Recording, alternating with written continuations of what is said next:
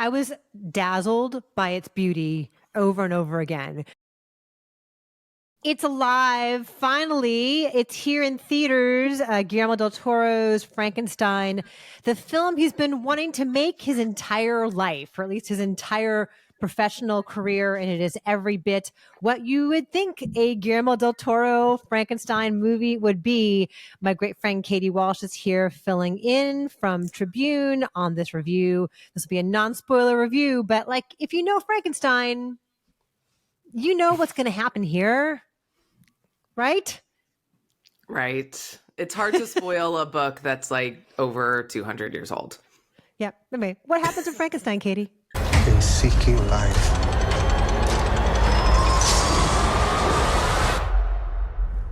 I created death. Yeah, so this is a very faithful adaptation of Mary Shelley's 1818 book, I believe.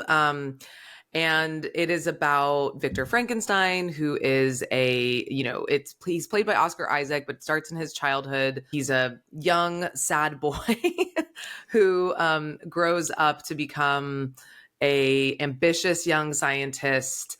He receives some patronage from an investor played by Christoph Waltz to embark on this amazing project that he has, which is creating life as a way to combat death. He also has a brother named William and a woman who is engaged to be his brother's wife, played by Mia Goth, named Elizabeth.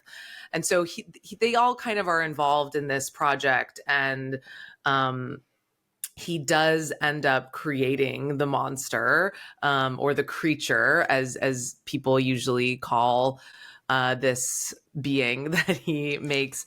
And that creature is played by Jacob Elordi. So the first half of the movie is sort of Victor's POV, and then it swaps to the creature's POV as this being sort of starts to gain consciousness. And, Victor is sadly a very bad dad, quite like his own father.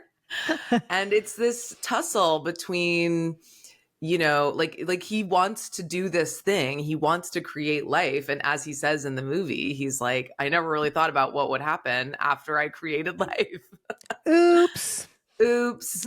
And there is this framing device, which takes place in the Arctic and happens when they encounter this, I guess, a whaling ship. I don't know. It's some sort of ship that has been stuck in the ice, and they have this big final confrontation, and they get taken in by the captain of the ship, and they're telling their tale to the captain of the ship, who's kind of the arbiter of like, what are they going to do here? So it's like this framing device throughout is the ship. And then, it goes back and forth between, or it starts with one POV and then goes to another. So that's the basic plot. Okay. Did this work for you? Like there's so much hype around what would this finally be, this movie he's wanted to make for so long. Did it work for you? I was actually expecting to not like this movie, and I really liked it. Why wouldn't you think you're going to like it? I had just heard from some people who were kind of like, and they all said that like Jacob Elordi was the best part of it and that it had script issues. And I'm not here to defend the script. Like, I don't think that's the best part of this movie, but Jacob Elordi is incredible. Like, and I never really bought the hype around him. It's clear that in a Guillermo del Toro movie, the monster is going to be the best part, right? So I do think that he has so much empathy for the monster, and he tells it in such a sensitive way, especially here, that I think that that part of the film is just like really, really strong. So it took me a little while to kind of get into the film, because I think I was not as engaged with the whole Victor part of the movie. Like Oscar Isaac's portrayal of him is like kind of an asshole, and you're just like, I don't care about this guy. He's a mad scientist. Come on. I know, but you never really like, I don't know. I just like wasn't locked in with his journey. And then once we got through that first part, and it was like the creature arrived on screen in a real way in his initial form, I was like, okay, let's go. This is great. So I actually really liked it. I do think that I was thinking a lot about, I was like, there are going to be some weirdo goth teens who are going to make this movie their entire personality. And I do think, and that is very sweet to me. And I do think that Guillermo del Toro like makes movies for the goth inner child inside of him. Mm-hmm. So his movies aren't like super complex narratively. They aren't hard to discern the messages and the themes. Like it's not like a challenging movie or like an ambiguous movie in any way. And I think that's where people could ding it in the script, that it's kind of obvious in some ways. But I also think I'm like, well, he's just making this like really emotional, beautiful story for like the weirdo outsider kid who's gonna latch onto this. Yeah. I was dazzled by its beauty over and over again. I mean, It's from a ravishing. from a production standpoint, Dan Lawson is his usual cinematographer who also shot The Shape of Water. He shoots this. Kate Hawley is the costume designer who also did Crimson Peak. Everything Mia Goth wears is insane, like so elaborate, so startling, like definitely not practical. Like you couldn't sit and have a meal in these dresses, but they're all just exquisite works of art. The score from Alexander Desplat, swells in all the right ways. Like it's heightened in the way that, a Gothic horror thriller should be. And it's stunningly beautiful. Like I love Crimson Peak. I can be a sucker for style over substance. And that is a lot of what this is.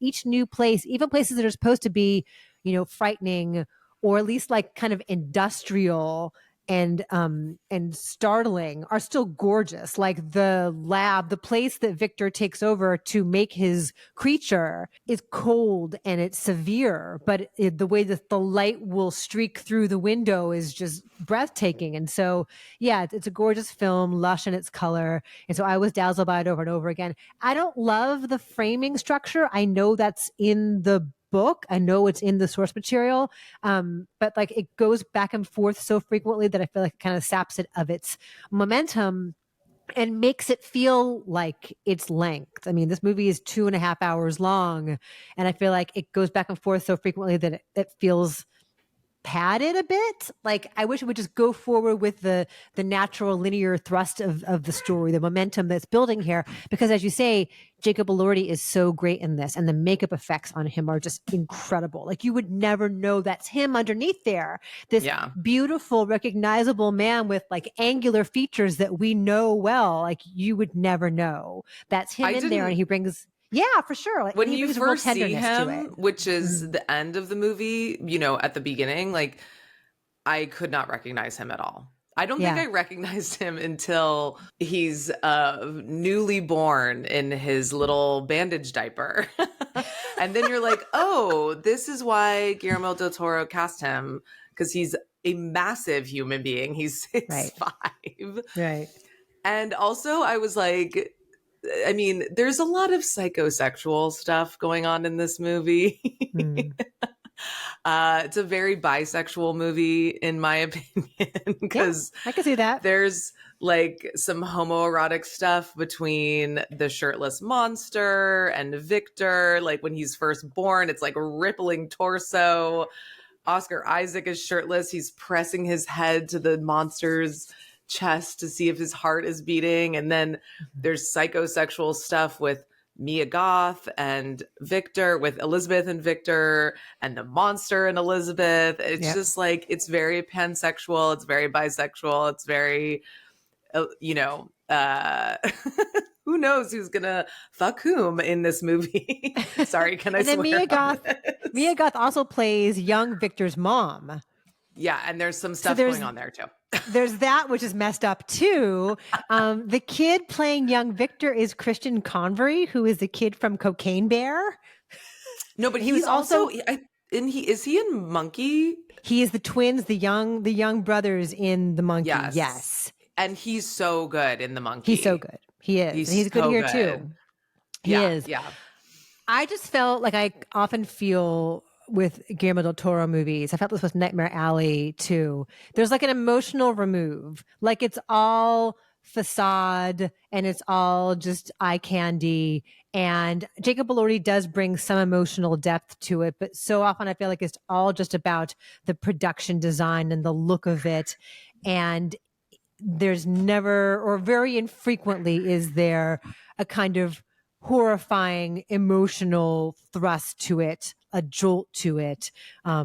There's more tenderness, I think, than there is horror here. I don't know. I kind of disagree with that. Like, I don't Okay. think, I mean, I don't love Nightmare Alley, but only because the original Nightmare Alley is so much better. Mhm. But, hard to compare, right? But I think this movie is really emotional. I don't think it's horrific, like you say, but it's very tender. Like, you really go on this journey with this creature who is becoming a person. And to me, I was just like, oh my God. Like, and the thing that really got me is like, he wants to die. Like, he wants to exit this existence and he can't for some reason. The way he's made, he can't. And like that, just like existential anguish at how he was like, I am here and I don't want to be, and I am alone.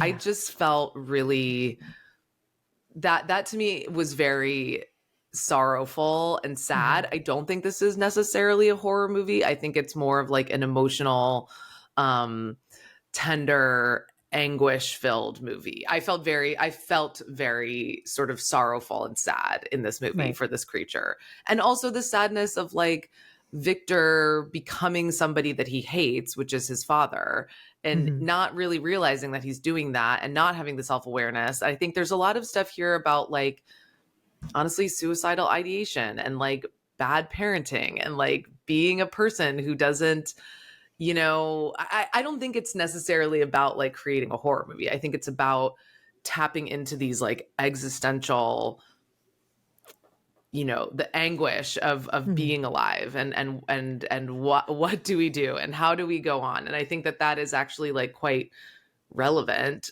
at this moment in time. And I hate to be like at this moment in time, but I think it's relevant all the time. Like, I mean, the movie has been made, or Frankenstein has been made like 160 times. And Mary Shelley's story like keeps getting told again and again, and it keeps coming up again and again and again. And I think it's made in different ways. Like, it was just referenced in Tron, Ares. And, there's so many different, iterations of this. This is a very faithful one. It is a very Guillermo del Toro one. But I actually I was surprised at how much I liked it. I went in with low expectations, I think. Okay. For myself. Yeah. I went in with high ones. Maybe that's part of the problem too.